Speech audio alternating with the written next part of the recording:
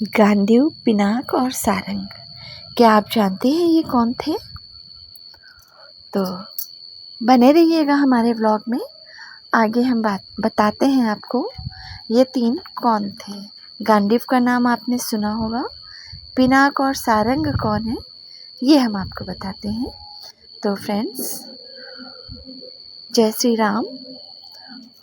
कंचन की सृष्टि में आपका स्वागत है।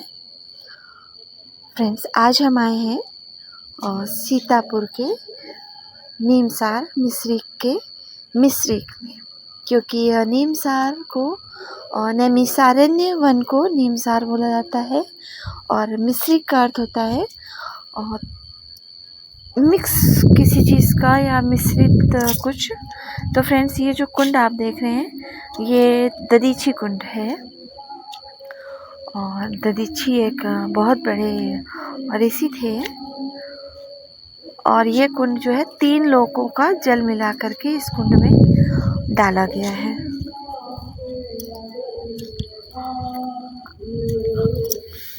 तो फ्रेंड्स, ये जो है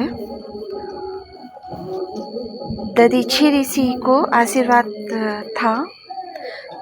उन्होंने इतनी तपस्या करी थी कि उनका शरीर एक वज्र के समान हो गया था।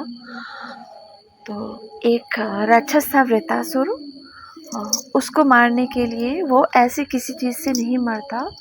उसको आशीर्वाद प्राप्त था कि वो किसी की हड्डियों से ही जो अस्त्र बनेगा उसी से मारा जाएगा और वो बहुत तपस्वी होना चाहिए।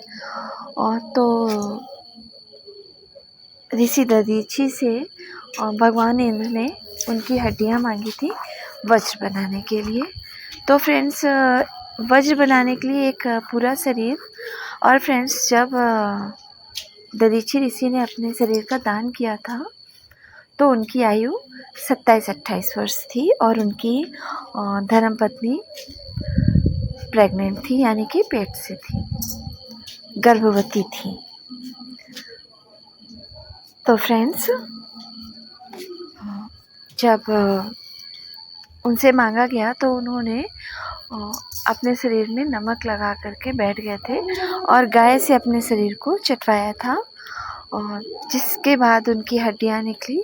उन हड्डियों से 4 शस्त्र बनाए गए और एक गांडीव और जो कि इंद्र के पास था शायद, उनसे अर्जुन को मिला था। अर्जुन के धनुष का नाम गांडीव था।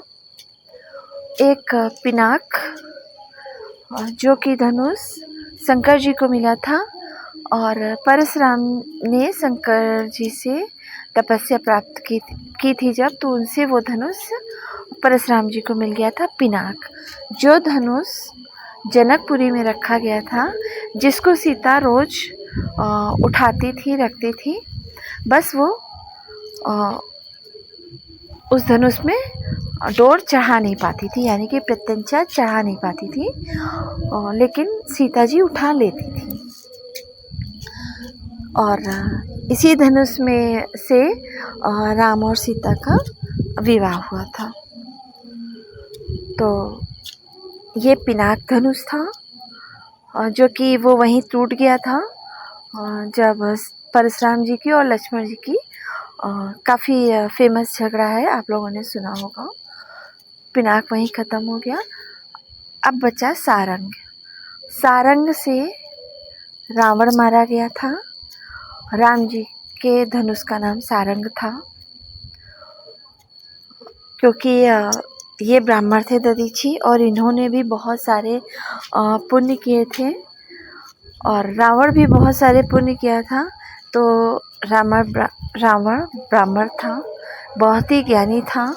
ये तो पक्का था कि वो किसी नॉर्मल चीज़ से नहीं मरने वाला है, तो उनके लिए ये बचा करके रखा गया था और जो कि बाद में राजा राम को दिया गया था और उससे रावण का वध हुआ था। तो फ्रेंड्स, गांडीव, सारंग और पिनाक। एक चीज़ और बता दूं आप लोगों को, आज भी भारतीय सेना में पिनाक और सारंग नाम की 2 तोपें चलती हैं। तो फ्रेंड्स, ये थे हमारे दधीची ऋषि, जिनको कि मैंने तो बहुत कम शब्दों में बताया है। इनकी कहानी बहुत बड़ी है, जो कि मैं कभी फुर्सत में जब बैठूंगी तब मैं इस नीम सार की और भी कई बातें हैं और भी कई रहस्य हैं जिनको कि मैं ज़रूर बताऊंगी। ये इतना आसान नहीं है नीम सार, अपने आप में बहुत रहस्य समेटे हुए हैं। और फ्रेंड्स, ये 3 लोगों के जल क्यों लाए गए थे? क्योंकि ऋषि दधीची ने प्रण लिया था कि वो 84 कोस की यात्रा करेंगे और तीनों लोगों के जल से स्नान करेंगे, मतलब वो अपनी लाइफ में। लेकिन जब 27-28 वर्ष की उम्र में ही उनसे उनकी हड्डियां मांग ली गई, तो उन्होंने कहा अभी मैंने ये नहीं किया है और मुझे ये करना है। तो फिर उनके लिए तीनों लोगों के जल ला करके इसी कुंड में डाला गया था, जिससे कि इन्होंने स्नान किया और इनका अपने से किया हुआ वादा पूरा हुआ था।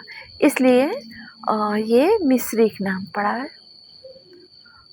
और इसीलिए कहते हैं कि नीमसार मिश्रिक के दर्शन के बिना आप कहीं भी दर्शन कर लीजिए, मतलब तीर्थ यात्रा का नीमसार मिश्री की यात्रा किए बिना उसका पूरा पुण्य नहीं प्राप्त होता है। तो इसीलिए मैं बोल रही हूँ कि मैं आज तो व्लॉग डाल रही हूँ, इसलिए मैं दिखा रही हूँ। कभी फुर्सत में बैठ करके मैं एक एक जगह की आपको कहानी बताऊंगी। तो ये थे हमारे महर्षि दधीची।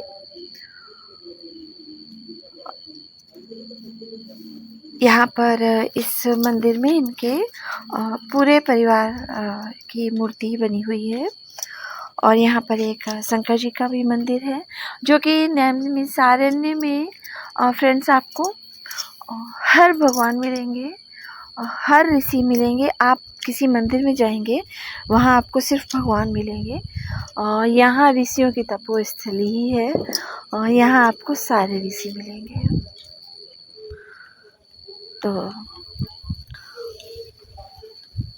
मंदिर काफ़ी अच्छा है। एक चीज़ और इस मंदिर की मुझे अच्छी लगी, जो कि थी कि यहाँ कोई पंडित नहीं था, यहाँ कोई लूटपाट नहीं थी। आप आराम से दर्शन करिए, जितनी देर आपको बैठना है बैठिए और चले जाइए, जो कि चीज़ मुझे बहुत ज़्यादा ही अच्छी लगती है।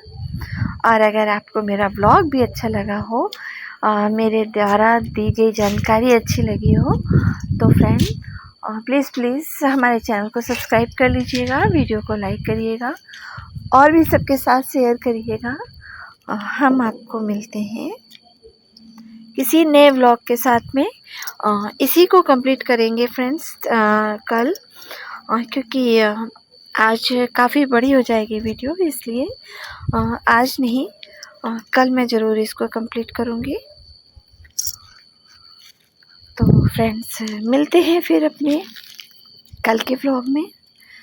तब तक के लिए बाय।